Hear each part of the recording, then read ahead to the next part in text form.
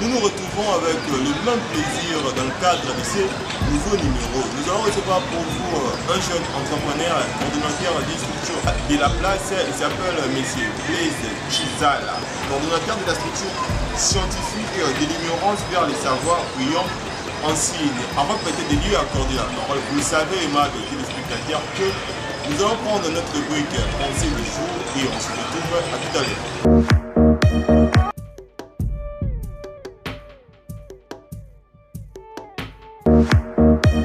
Bienvenue sur cette émission Presse Magazine, M. Blaise Chizala. Merci, monsieur Doc. En forme, comment vous allez? Je vais très bien, merci. Et vous? Ouais, ça va. Voilà les fidèles téléspectateurs qui vous découvrent peut-être pour la première fois. J'aimerais bien avoir une idée sur vous. C'est qui M. Blaise Chizala? Voilà, merci bien.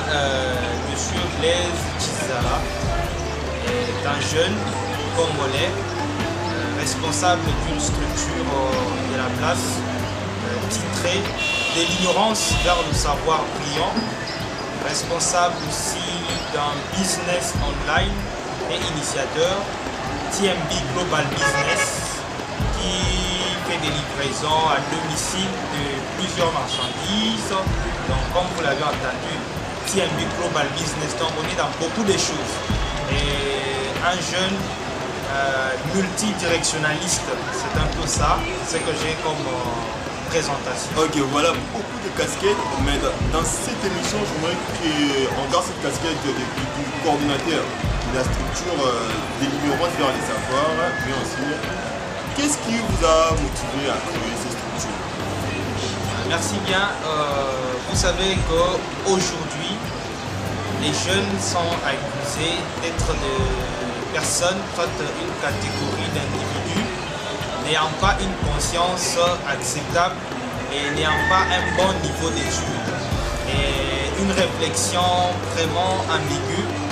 Alors, cette qualification, soit ces qualifications, m'ont donné les kilos de m'investir à travailler sur les jeunes.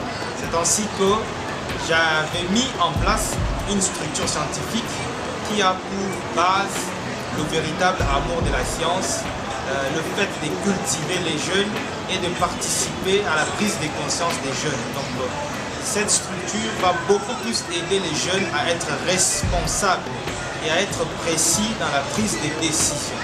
C'est un peu ça la motivation de la création de la structure prestigieuse de l'ignorance vers le savoir brillant.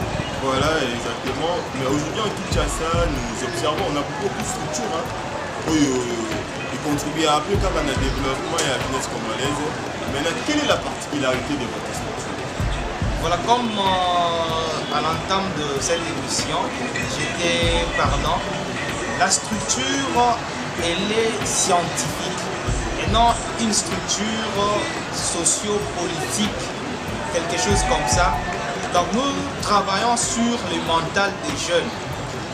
C'est un peu ça, on est un peu focus sur le fait qu'on ait des jeunes responsables donc, partout au monde. Donc on doit influencer les jeunes à être responsables et beaucoup plus être cultivés. Donc produire des fruits meilleurs de notre société et gagner cette confiance-là que nous avons perdue des grandes personnes, des autorités, parce qu'aujourd'hui on nous accuse des jeunes inconscients. Comprenez un peu ça. Alors nous travaillons sur le mental des jeunes. Voilà, ça fait déjà plus d'une année et demie que votre structure existe. Bon, on aimerait savoir, qu'est-ce que vous avez déjà réalisé concrètement? Merci bien, c'est une très belle question. Nous avons existé depuis un long moment, comme tu venais à peine de le dire. La structure, comme elle est scientifique bien sûr, a organisé plusieurs conférences en ligne. Débat bien sûr, avec tous les départements, les sciences médicales, et le droit et la communication. Nous avons beaucoup de départements, j'ai essayé juste de peindre. On a eu à avoir des conférences qui visaient beaucoup plus à développer les jeunes. Par exemple, à Lubumbashi, on a parlé de la considération de soi qui puisse participer activement au fait que la personne puisse réussir. comprenez un peu dans ce sens-là. Et on a aussi parlé de l'hygiène alimentaire et l'hygiène corporelle à nos confrères qui résident à l'orphelinat Siloé de Makala. Ouais, on a parlé de l'hygiène, raison de protéger ses enfants contre les maladies d'ordre hygiénique. On a participé activement à la limitation des maladies, donc qui cadre avec les manques d'hygiène. Voilà, vous touchez aussi la jeunesse congolaise à l'auto-emploi. La jeunesse congolaise doit d'abord comprendre l'auto-emploi avant de la pousser à l'auto-emploi. Donc je pourrais admettre que ça soit ainsi, mais d'abord y travailler. Raison pour laquelle j'ai mis en place TMB Global Business. C'est pour avancer avec tout ce que vous venez de dire. Donc on va encadrer les jeunes, bien que cela puisse... Vous avez déjà encadré ou vous allez encadrer? Je suis en train de dire que jusqu'à aujourd'hui, je suis en train d'encadrer en ligne.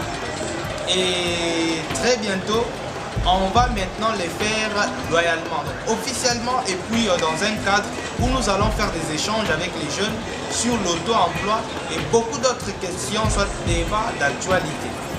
Voilà, les jeunes qui nous suivent aimeraient bien adhérer dans votre structure. Comment ils vont faire? L'adhésion à notre structure, elle est simple. Le problème, c'est que vous devrez être détenteur d'une fiche d'adhésion. Et pour l'avoir, il suffit juste de voir l'administration de la structure. On a le secrétariat donc, qui est chargé à la livraison, soit de la livraison des fiches d'adhésion. Donc il n'y a pas de complications, il n'y a qu'une condition, celui qui devrait penser faire partie de cette communauté scientifique devrait être détenteur d'un diplôme d'État. C'est l'unique condition parce qu'on est une catégorie de jeunes qui travaillent sur une autre. Avec les téléspectateurs, toujours avec les mêmes plaisirs. Je rappelle que nous sommes en entretien avec M. Blaise Chizal, coordonnateur d'une structure en place ici à Kinshasa. M. Blaise, la deuxième partie, dans la première partie, nous avons beaucoup plus parlé de votre structure, de votre vision, de vos différentes réalisations. Mais dans cette deuxième partie, j'aimerais qu'on parle de l'apport de la jeunesse congolaise au développement de notre pays. Premièrement, est-ce que vous pensez que l'entrepreneuriat est une solution pour lutter contre le chômage de notre pays? Voilà, merci bien monsieur Enoch. L'entrepreneuriat en soi est un domaine très complexe. Pour que l'entrepreneuriat puisse développer notre État, il ne suffit pas de parler seulement de l'entrepreneuriat. Il suffit de mettre en place des mécanismes pouvant amener les jeunes, soit tout le monde, et les adultes et les vieux, à la compréhension de l'entrepreneuriat. Développer un État n'est pas seulement fixé sur le fait qu'on ait l'entrepreneuriat seulement dans un pays, mais beaucoup d'autres choses sont annexées. Mais aujourd'hui, en observant la jeunesse congolaise, est-ce que vous pensez que la jeunesse congolaise est consciente de sa responsabilité pour le développement local? Bon, comme tu venais à peine de le dire, pour le développement et à Mokao, c'est une question. Est-ce que vous encadrez les jeunes? Voilà, oui, ça c'est vrai. J'encadre les jeunes. Il faudrait comprendre qu'avec toute sincérité, les jeunes, donc, généralement, ne participent pas au développement de l'État congolais. Il y a une raison. Il n'y a pas aussi un accompagnement des jeunes. L'accompagnement est athée, il y a des jeunes. C'est comme ça que mon existence, il y a structure, existence, il y a branche wana TMB Global Business. Donc existence nango eza kaka pona pour participer activement dans le développement de l'État congolais. Donc en venant avec des idées où ils sont claires, où il faut permettre que les jeunes et tout le monde va se sentir en train de réussir parce que baza conscient na eloko bazosala na choix ou bazoporter na eloko. Mais jusqu'à là, tu viens de nous dire ici que jeunesse congolaise peut contribuer au développement de la discipline. Selon vous, qu'est-ce qui est à la base de ça? Est-ce que le problème est à niveau d'encadrement jeunesse ou le problème est à niveau de la jeunesse? problème, il y a développement, il y a beaucoup de participation et ça n'a pas jeune et bandit donc normalement depuis nos familles. Donc la famille, les familles ne nous aident pas. Voilà, oui. Les parents ne nous aident pas à éduquer les enfants donc à la prise de conscience. Le fait que les enfants puissent découvrir bango moko babilo moko donc ils ont perturbé bango ils ont sungabi sauté donc tous à la ba idée moko ils ont ça la keto kende koso. Donc c'est un problème qui est donc multisectoriel. Les jeunes eux-mêmes sont responsables, il y a une Rwanda et aussi les parents. En dehors des parents, on a plusieurs encadreurs. Que dans les temps, quand nous étions, quand moi j'étais en train de grandir, un parent autrui pouvait dresser un enfant. Mais actuellement, il faudrait comprendre que ce qu'on s'allie, le Rwanda reproché, moi n'a pas tout. Quand on va te dire, vous comprenez un peu que nous sommes en train de participer déjà, les grandes personnes déjà, nos responsables participent déjà à la destruction, il y a éducation, il y a des jeunes. Aujourd'hui, un jeune peut avoir les kilos. Il y a voyé que ça ne va pas m'envoyer. Au gifler, est-ce qu'au beau temps, comprenez un peu. Vraiment, c'est une difficulté. Le problème, on a un niveau, il y a encadrement, il y a des jeunes, peine à niveau, il y a jeunesse, il y a momoko. Oh, il faut qu'elle comprendre. Hein?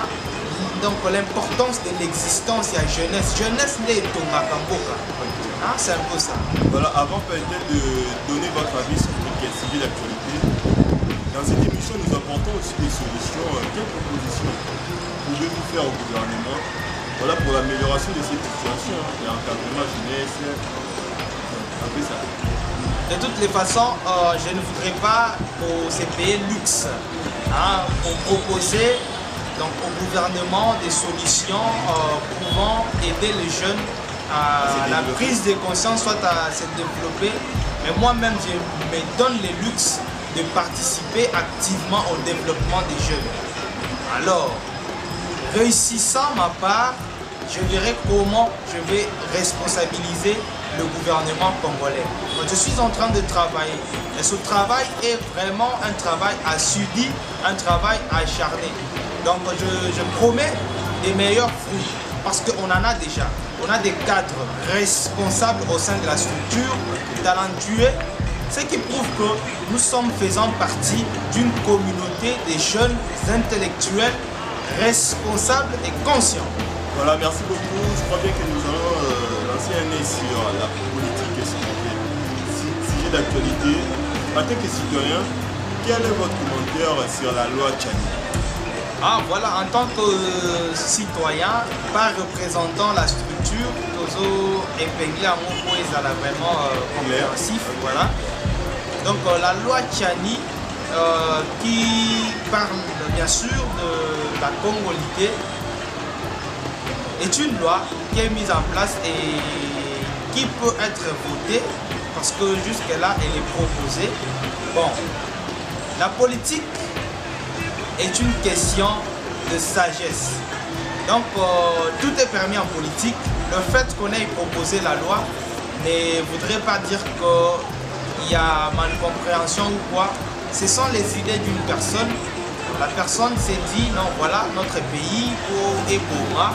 Il faut par exemple tout en place loi il y a congolité, soit la congolité pour nous permettre que Oyo, Bazaba, Congolais, véritable, bon, de mon côté, c'est une réflexion particulière.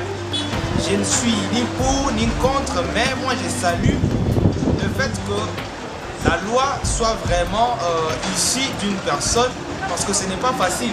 Concevoir une loi et déposer, hein, ce n'est pas facile. Donc on doit encourager, mais donner un avis pour dire que je suis contre ou pour devrait aussi être vraiment non précis, mais je promets après mes analyses que je ferai un effort d'évaluer, voir vraiment l'apport de cette loi pour donner mon avis intérieurement. Voilà, vous êtes en train de parler, on sent vraiment que vous avez de la matière. Je crois bien que prochainement, nous allons organiser une émission spéciale pour parler des pays d'Afrique. Voilà, c'est également la fin de cette émission. Monsieur Peng, je vous donne la parole pour la dernière fois.